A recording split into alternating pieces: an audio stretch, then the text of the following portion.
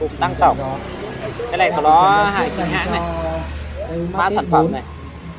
Trên là stock M300 bản Đây logo 2008.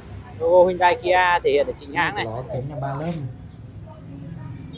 Bên ngoài có keo ở giữa và lớp trong. 3 lớp của nó thì tính năng của nó có lớp keo ở giữa hai lớp kính để tính năng bảo vệ con người. Khi mà có va chạm thì mà va chạm thì hoặc là có yếu tố ngoại lực tác động thì nó sẽ không bị vỡ vụn ra như kính bình thường, mà nó Đấy, hàng chính hãng nhé. có một cái lớp màng keo ở giữa để giữ Logo Hyundai Kia. giữ cái lớp kính để nó không Đây là gây chính hại hãng cho nhé. con người nhé. Nên là tại sao nó kính ô tô lại kính 3 lớp, nó là bản tính năng chính của nó để bảo vệ con người.